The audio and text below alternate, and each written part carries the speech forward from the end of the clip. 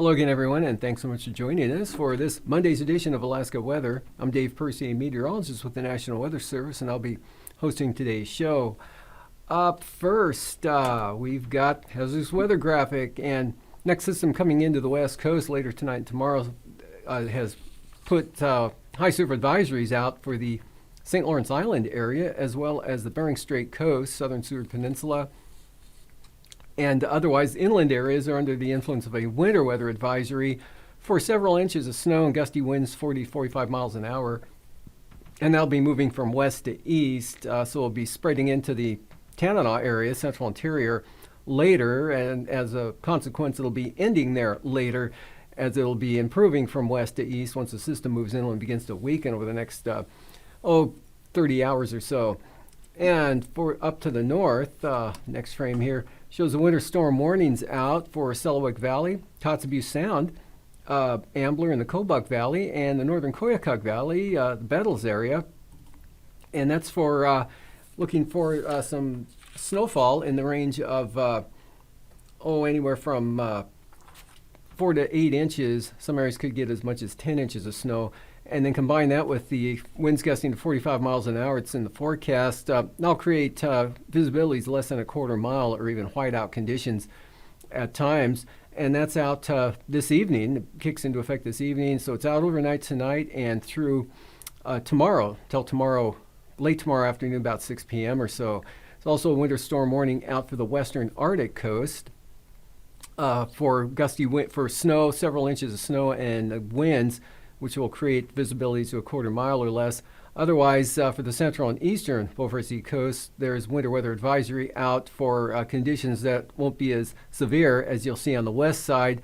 And those are out until, I believe, early evening on Tuesday, especially over toward Kaktovik. And from there, moving on to satellite imagery, you can see the clouds exiting the eastern interior there as snow slowly diminished from west to east as higher pressure slowly moves from west to east, and brought a pretty nice day here to the central interior from Cook Inlet, Kodiak Island northward there to the Brooks Range. And system weakening as it pushes into the southeast coast. 12-hour amounts of precipitation were lighter than the previous 12 hours. For example, Annette Island Metlakatla picked up 2/3 of an inch of precipitation, and Hoona had about 1/3 of an inch. Otherwise, it's 1500s at Juneau, as again, the bulk of the moisture already through the area, the front well inland into British Columbia. So precipitation will continue to slowly diminish overnight tonight. And back to the west, you can see cirrus spreading into the Kuskokwim Valley and into Cook Inlet this afternoon, as well as down toward Kodiak Island. And winds were much lighter Kodiak today, but we did have winds over the Copper River Basin earlier today, gusting to 44 miles an hour at Chatina, and gusts to 45 miles an hour also at Whittier and Seward. Those already starting to come down.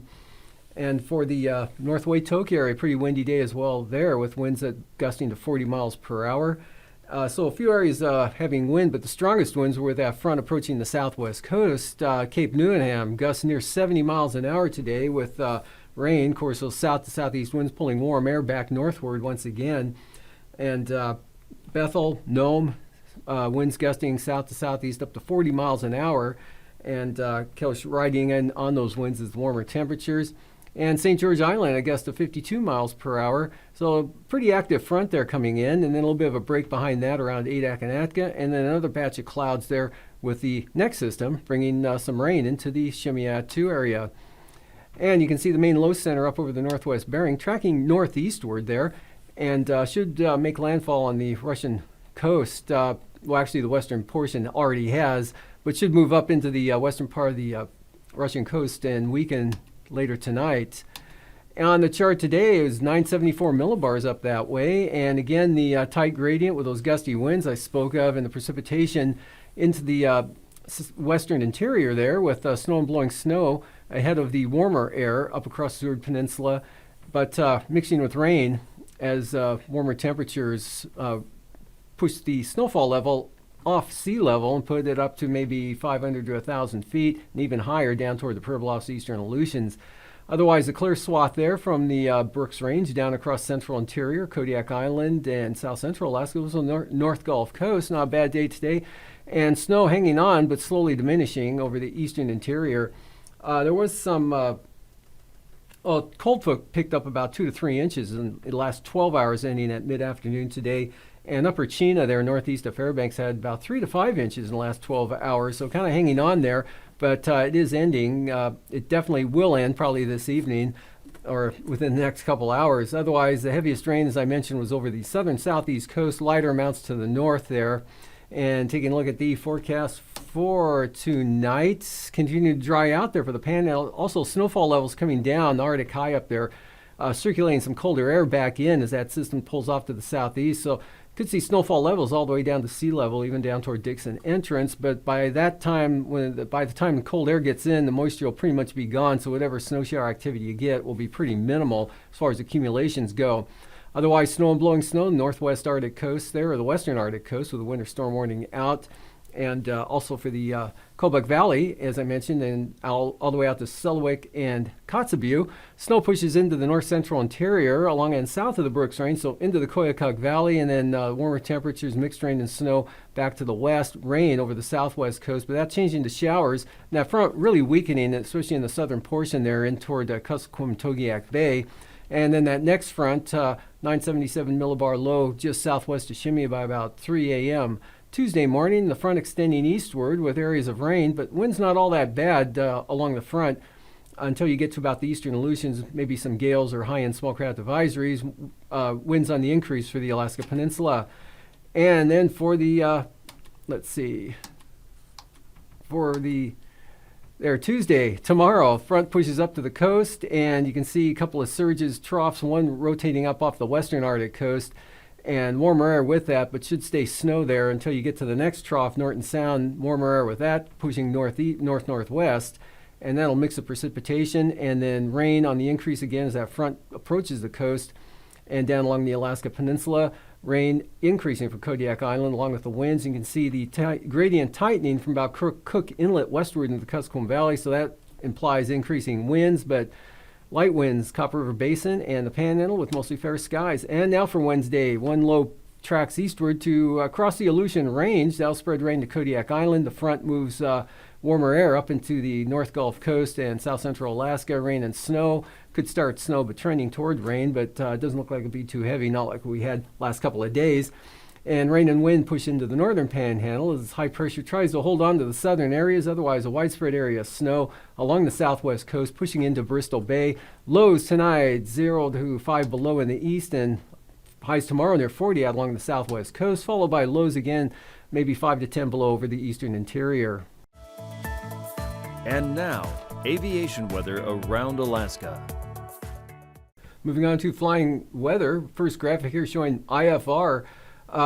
North central interior along the either side of the Yukon River there, across just about all the Koyukuk Valley up to the southern slopes of the western Brooks Range, DeLong Mountains out across the Noatak Valley, and from Kivalina on up and around to northeast of Cape Lisburne. Also some IFR, central southern Seward Peninsula into the Bering Strait, just north of St. Lawrence Island.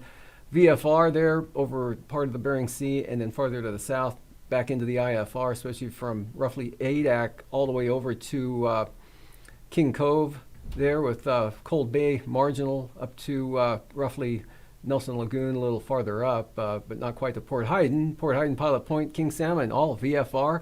Swath of marginal VFR across the southwest interior up to the northeast, and eastern Beaufort Sea Arctic coast, VFR, far eastern Alaska there in the interior VFR, and actually Tanana Valley into the Gulf of Alaska, Kodiak, all the Panhandle, VFR.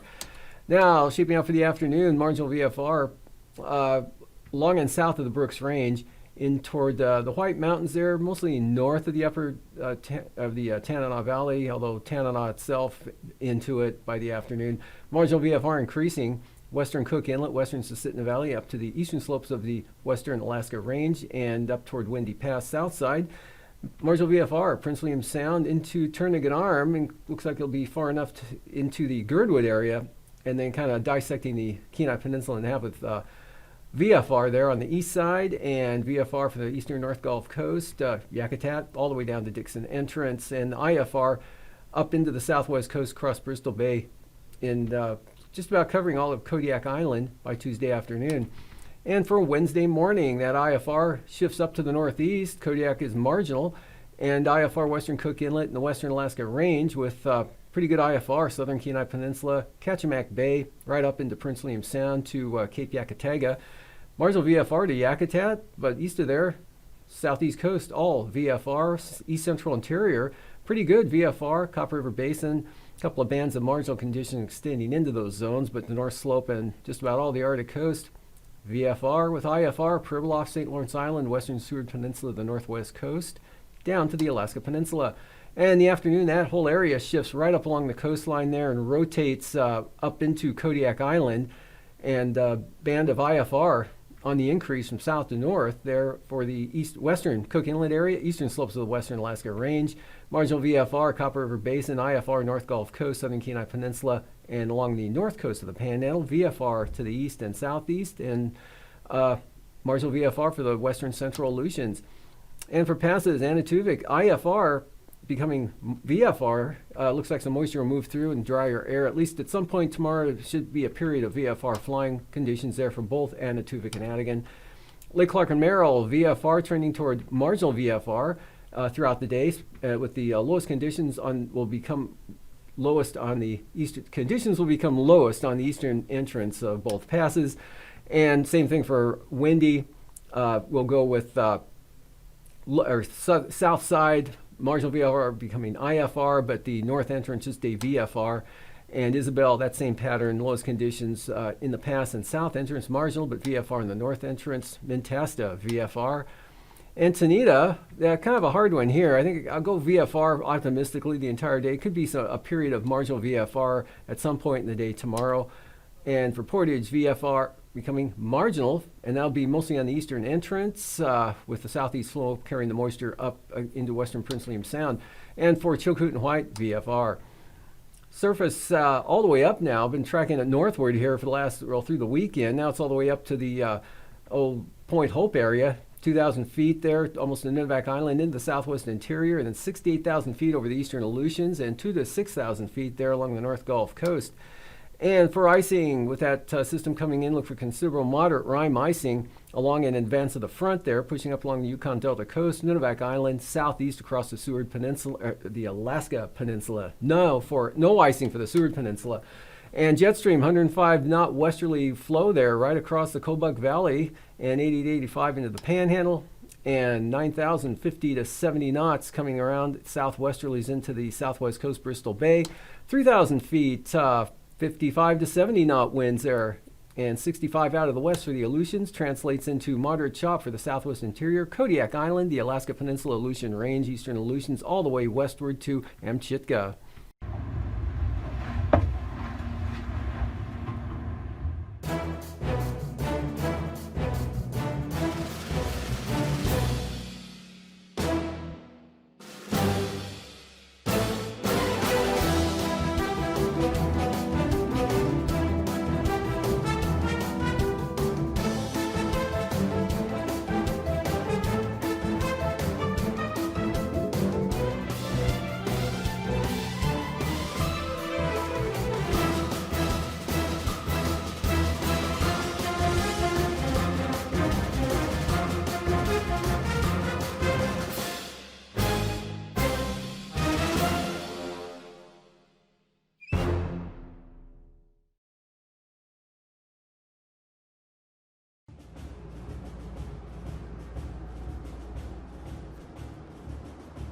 Ahoy, Cadets, and welcome to the Okeanos Explorer.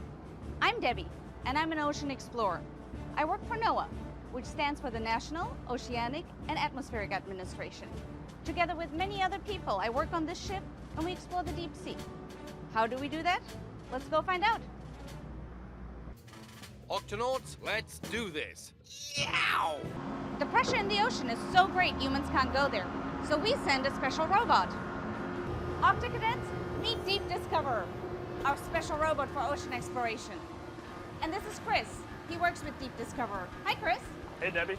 Can you tell us about what Deep Discover does?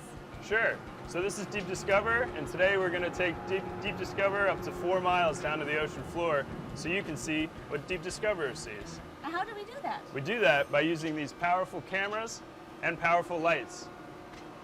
That's neat. And what is that? And this is our manipulator arm, and we use this arm to take biological and geological samples that we store up front in these boxes, and so that we can bring them to the surface so scientists can analyze them. Wow, isn't that cool, Octocadets? Wow! Now that we know more about the special robot that explores the seafloor, let's find out more about the ship. Octocadets, let's do this. Now let's find out what we do with D2's video. Come along. This is the control room. A lot of things about D2 happen in here. Behind me you see the pilots. They steer D2 on the seafloor. And over here we have scientists. Hi Steve and Stacy. Hi, this is Steve and I'm Stacy and we are marine biologists. Can you tell us about the work you do here?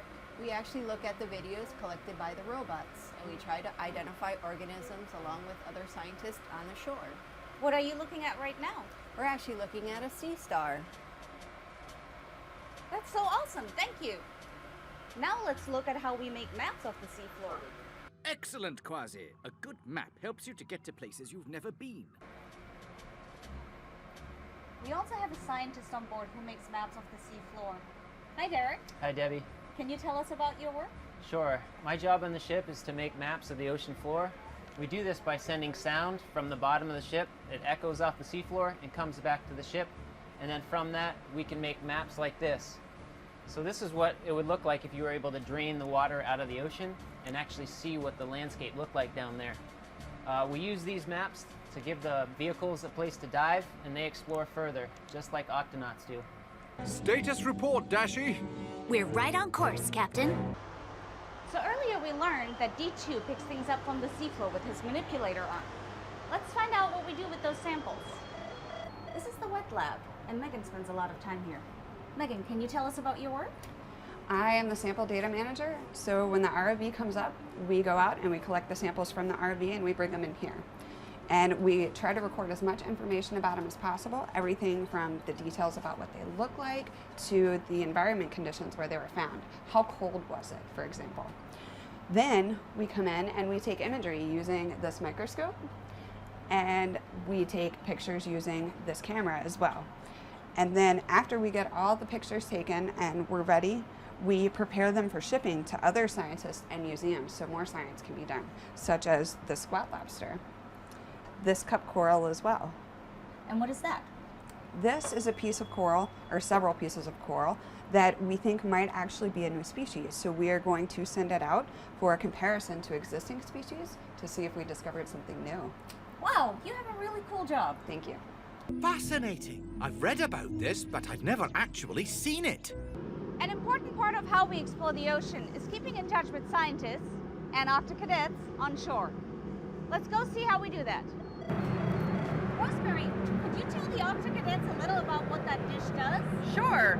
My name is Lieutenant Rosemary Abbott. I'm the operations officer aboard the Okeanos Explorer, and that is our VSAT. It stands for Very Small Aperture Terminal, and inside that satellite dome is a very powerful dish antenna that allows us to communicate with shore and share video in real time. The technology is called telepresence.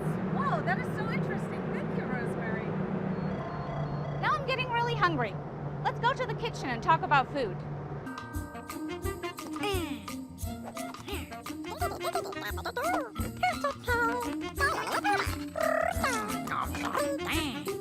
This is the ship's kitchen, also known as the galley. And this is Michael. Hi, Michael. Hi, Debbie.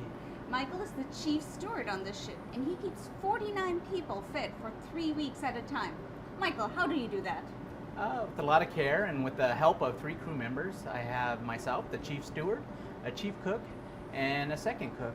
And we just do it with a lot of love and care and make sure that everybody's happy and well fed. We use up to 150 dozen eggs per trip, up to 100 gallons of milk, a lot of veggies and fruits, a lot of snacks. Everybody's very pleased with what we usually put out. We also make sure that we do it in a loving way, in a sanitary way, in a safe way that keeps everybody from getting any tummy aches.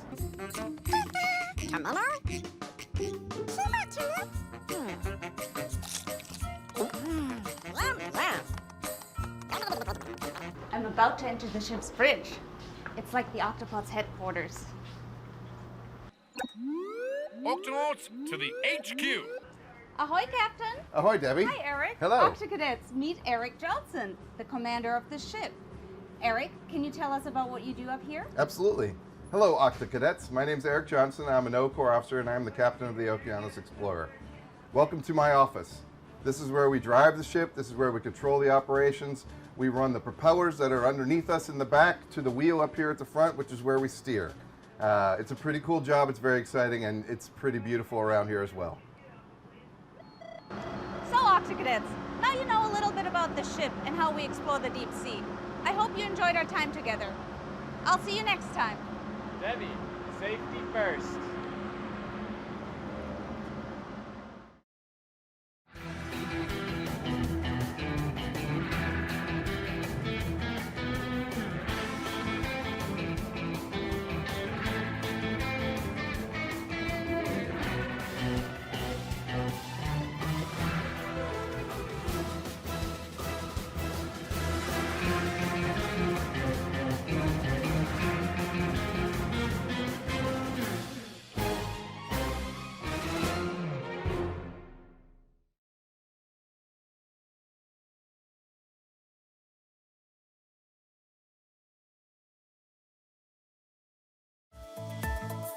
And now, marine weather around Alaska.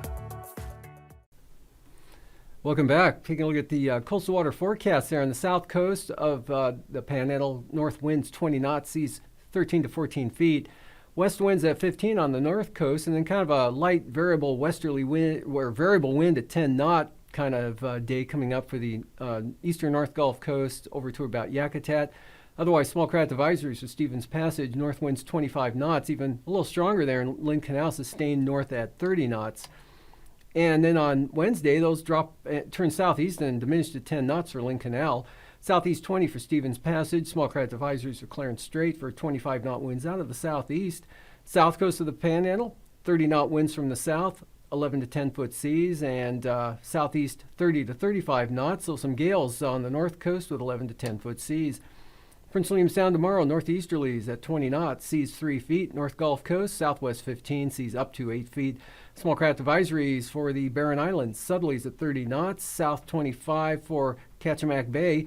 And Southern Cook Inlet, northeasterlies 25, only 15 knots north of the Forelands. For Wednesday, we've got east winds at 20 knots for Northern Cook Inlet with 4-foot seas. South of the Forelands, though, southeast 15, 3-foot seas, and southeast at about 20 for Kachemak Bay with 5-foot seas. Barren Islands, western North Gulf Coast, small craft advisory, south winds 25 knots, seas at 13 feet. And then south 45 knots there for the eastern North Gulf Coast, blowing across Middleton Island. And gale warnings out. Prince William Sound, southeast winds 35 knots, seas up to 9 feet.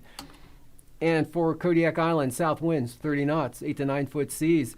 Alaska Peninsula, south winds 40 knots, 14 to 18 foot seas, and 40 knot winds also in the forecast for Bristol Bay out of the southeast with 10 foot seas.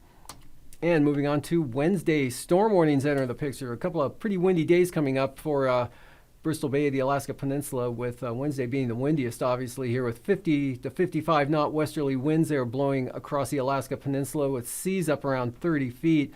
Sitkinak to Castle Cape, southwest 50 knots, seas 25 feet. Bristol Bay south at 40 with 18-foot seas, and gales up the east side of Kodiak Island from the southwest with 17-foot seas. Shelikof Strait, small craft advisories for southerlies at 25 knots. And for the Fox Islands tomorrow, southwest 45 to as high as 50 knots with seas running 18 to 24 feet. Storm warnings also for the central Aleutians, especially on the Pacific side of the islands. For southwesterlies 45 to 55 knots, seas 18 to near 30 feet. And then the real high seas are out there near Amchitka Island, west 50 knots, seas 38 feet. And then from Kiska to Shimei and Attu, looking at northerlies at 35 knots with those seas at 32 feet. And then on Wednesday, Things calm down a little out that way. Small craft advisories, west winds 25 to 30 knots. Adak and Atka, westerlies 30 to 35 knots with 19 to 23 foot seas. And then Unmak Island, west winds coming down to 40 knots. And for Unalaska Island, west winds 50 knots. Storm warnings. And for the southwest coast, south of Nunivak Island, southeast 45 knots. Easterlies at 35 for the Yukon Delta coast. Southwest 35, gales for the Pribilofs. And northeast 25, St. Matthew Island, Norton Sound, St. Lawrence Island, south winds 30 knots. Wednesday, east winds 25 knots for Norton Sound and St. Lawrence Island. 50 knots storm force winds for the Pribilofs out of the west. Seas 27 feet, northwest 40 knots for St. Matthew Island, Yukon Delta coast north at 40, and west 45 knot winds blowing right into Kuskokwim Bay with 20 foot seas rolling into the bay as well. And for the eastern Beaufort Sea coast, east winds, first wind advisories, east winds 30 knots sustained. Gale warnings on the central and western coast out of the east, 35 knots, 11 to 12 foot seas. Cape Beaufort to Wales, south to southeast, 30 knots, 11 to 12 foot seas. And for Wednesday, central and eastern coast there, east winds at 20 knots. And brisk wind or small craft advisories for the western Arctic coast all the way down to Wales. Winds will be east 25 knots, 30 knots though from Cape Thompson to Wales. For tonight, winter storm warning out for the western Arctic coast as that system brings snow and blowing snow up into that area. Also out for the Selawik area, Kotzebue into the Kobuk Valley, with snow pushing even farther east than that into the western upper Yukon Flats area. But milder temperatures, some rain and less wind down toward the Kuskokwim Delta coast, and that next front spreading wind and not much in the way of rain into the central Aleutians, at least for tonight. Dries out over the Panhandle, and for tomorrow that system pushes up to the southwest coast. And on Wednesday, rain in Kodiak. These forecasts are for planning purposes only. Call 1-800-WX-BRIEF for a formal pre-flight briefing. Always file a flight plan before you go flying. The U.S. Coast Guard Auxiliary urges you to leave a float plan with a friend or the harbor master before you go boating.